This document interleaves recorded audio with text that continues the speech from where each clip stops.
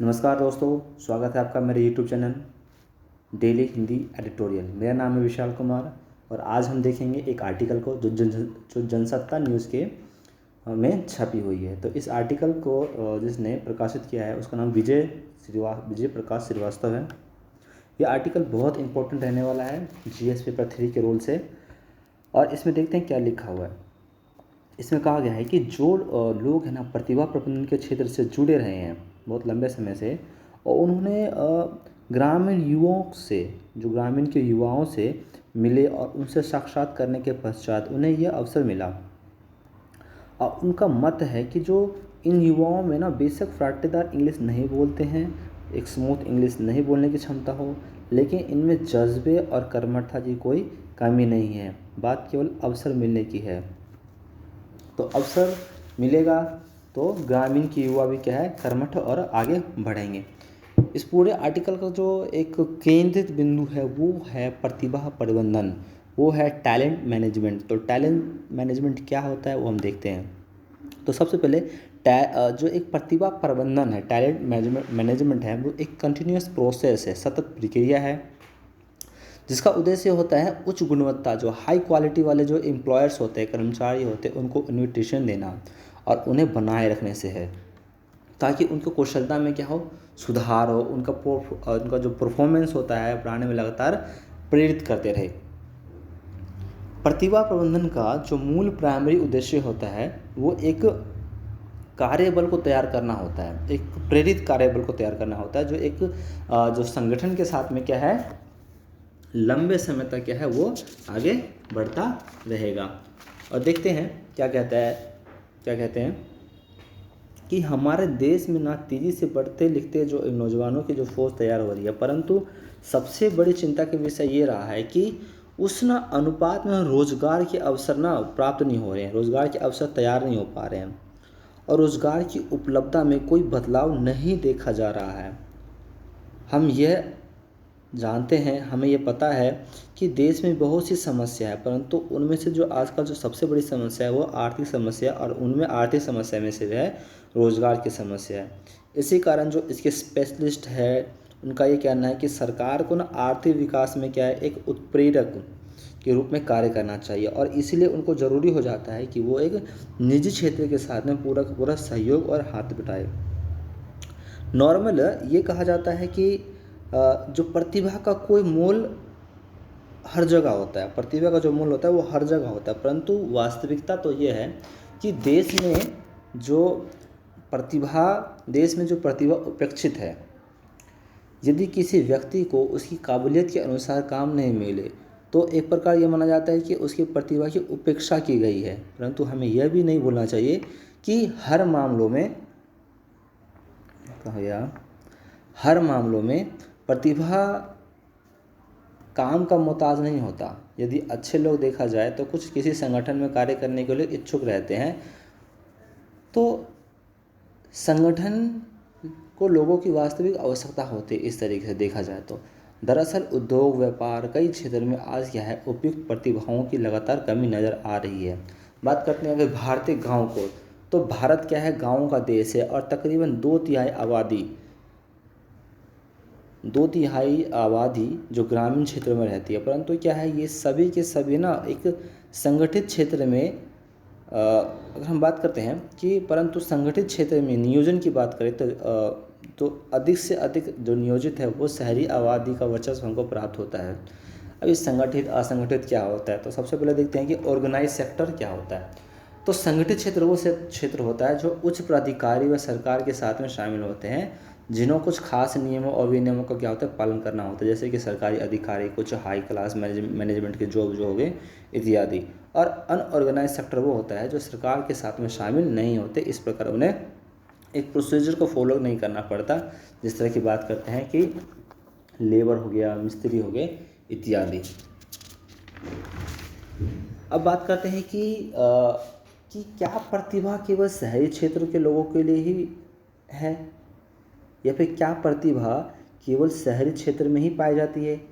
तो सामान्यतः इसका जवाब ये होगा कि प्रतिभा ना शहरी क्षेत्र हो, तो प्रतिभा जो है ना शहरी और ग्रामीण दोनों क्षेत्रों में पाई जाती है। और प्रतिभा किसी क्षेत्र का मोहताज नहीं होता, परंतु ये हमें एक कड़वे सत्य को स्वीकार करना होगा कि जो आज़ादी के बाद से जो संसाधनों के बंटवारे की बात करें, चाहे शिक्षा, उद्योग और किसी भी क्षेत्र से जुड़े हो, देश में शुरू से ही गंभीर असंतुलन रहा है। शहर ज़्यादातर संसाधन संपन्न रहा है। तमाम प्रयासों और हर तरीके से प्रयास परिवर्तन करने के बावजूद भी क्या है, गांव इसे अपेक्षित रहे हैं।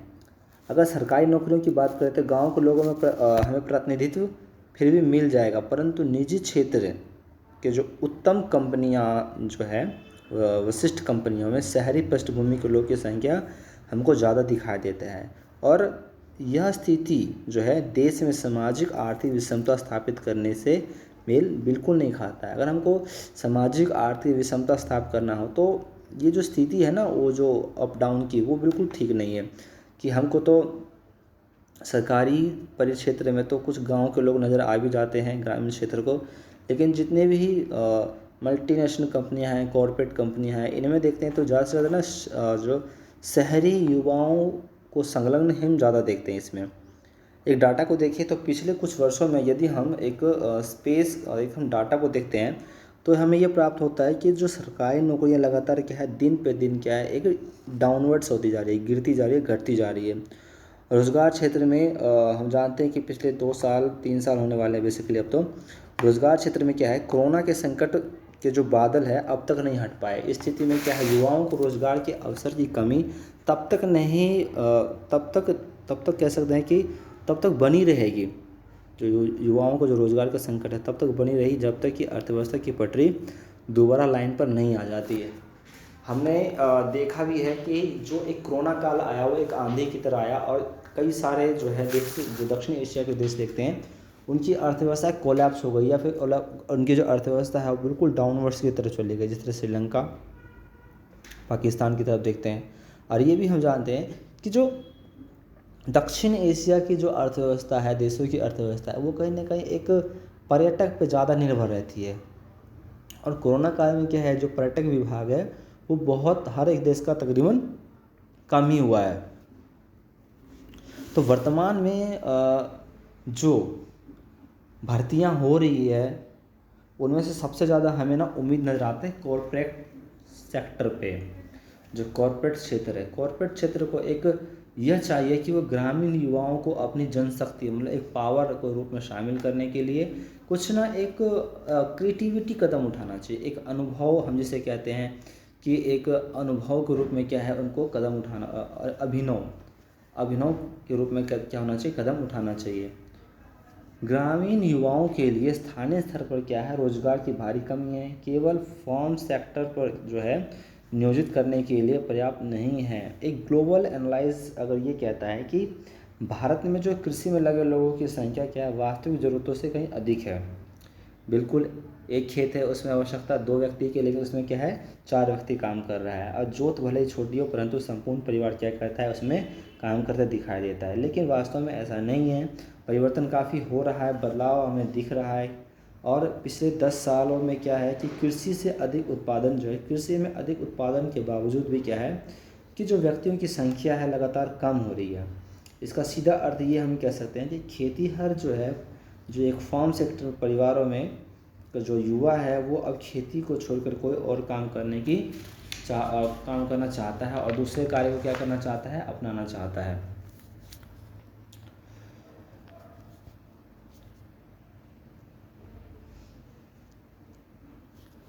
जो युवा पहले से ही देखते हैं कि जो युवा पहले से ही बेरोजगार है और अब खेती से हटकर कुछ और करना चाहता है, तो कॉरपोरेट सेक्टर उन्हें क्या करता है, रोजगार प्रदान करने का एक अपनी सामाजिक जिम्मेदारी के रूप में निर्वहन कर सकता है। जो लोग प्रतिभा प्रबंधन के क्षेत्र से जुड़े रहे ना, और उनका आज ये मानना है कि देखिए गांव के जो युवाओं से उनका जो साक्षात्कार हुआ, मिलने का मौका मिला, ठीक है, उनसे जो बातचीत हुई, उनसे ये पता चलता है कि देखिए गांव के युवाओं को बेशक समूह इंग्लिश नहीं आती हो, कोई फराटेदार इंग्लिश नहीं आती हो, परंतु उनमें जज्बे और कर्मठता की किसी प्रकार की कमी नहीं है। अगर कमी है किस चीज़ को लेकर, वो है अवसर की। अवसर उनको मिला जाए तो वो और अच्छा कर सकते हैं। हम सभी जानते हैं कि जो पिछले भारत की जब से भारत आज़ाद हुआ, जब से उसमें तब से क्या रहा है, अंग्रेजियत का वर्चस्व रहा है। और एक समय के बाद अंग्रेजी का वर्चस्व टूटने के बाद देखते हैं कि गाँव से जो है सिविल सेवा की जो तैयारी है गाँव के युवा बहुत ज़्यादा करते हैं और बढ़ चढ़ के हिस्सा ले रहे हैं। एक अनुभव ये भी कहता है कि सामान्य शिक्षा साधारण पृष्ठभूमि के युवाओं को संगठन की जरूरत के लिए अनुसार ढालना अपेक्षाकृत आसान हो जाता है। कहने का अर्थ यह है कि वो अनुभव ये कहता है कि देखिए, जो सामान्य शिक्षा है ना, सामान्य शिक्षा और साधारण पृष्ठभूमि के जो युवा आए हुए हैं वो संगठन की ज़रूरतों के अनुसार उनको ढालना बहुत आसान हो जाता है। और यदि हम इस तरह से बात करें कि कॉर्पोरेट जगत में जो ग्रामीण युवाओं को प्रवेश के लिए कई मायने हो सकते हैं। हमको कॉर्पोरेट सेक्टर के क्षेत्र में और युवाओं को ले जाना है और अधिक से अधिक रोज़गार प्रदान करता है, तो हम 3-4 तरीके से ले जा सकते हैं। पहला तरीका तो ये हो सकता है कि पहला ये है कि कंपनियां गांव के युवाओं को शुरू से क्या करें, एक प्रशिक्षण, एक ट्रेनिंग दे दें उनको। और दूसरा, फिर उनको ट्रेनिंग के उपरांत क्या करें, उन्हें नियमित रूप से रोज़गार उपलब्ध करा सकती है, अपने सेक्टर में क्या कर सकते उनको नियोजित कर ले। तीसरा ये हो सकता है कि कंपनियां जो है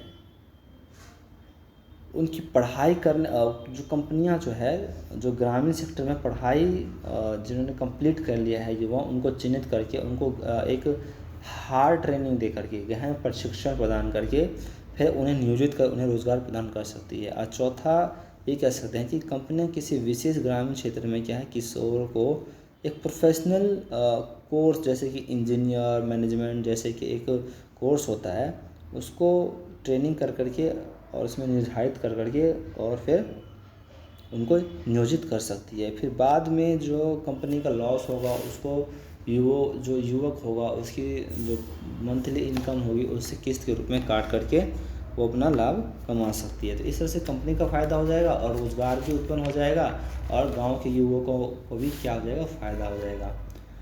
एक रिपोर्ट कहता है, हालिया रिपोर्ट कहता है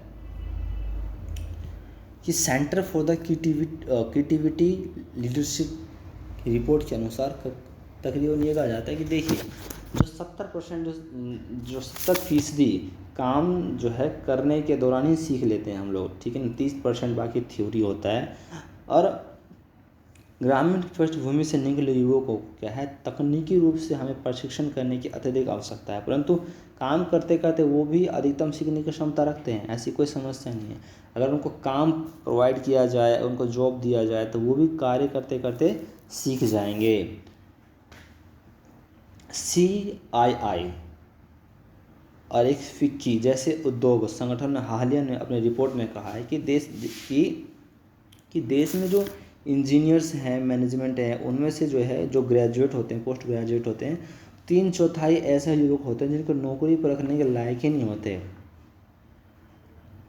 और हमें ये नहीं भूलना चाहिए कि शहरी युवाओं की संख्या अत्यधिक है, फिर भी ऐसा हम कह सकते हैं कि गाँव के युवकों को भी हम प्रशिक्षण दे करके उनको इस जो घोर बेरोजगारी है इससे हम बाहर निकाल सकते हैं। इससे संगठन भी मजबूत होगा और निष्ठावान, कर्मठ और कार्यकर्ता भी मिल जाएंगे। एक ब्रॉड लेवल पे अगर हम कॉर्पोरेट सेक्टर को देखें तो हमें ये पता चलता है कि देखिए, एक नियोजित कार्मिक शहरी हो या ग्रामीण हो, उससे उसका कोई सरोकार नहीं है, उसको कार्य और परिणाम से मतलब होता है। बहुत से संगठन कुछ ऐसा कहते हैं कि देखिए हम समान इक्वालिटी पर नियोजन करते हैं, परंतु मंशा ये होती है कि वो जो उनकी प्रणाली है कहीं ना कहीं उसमें विभेद होता है।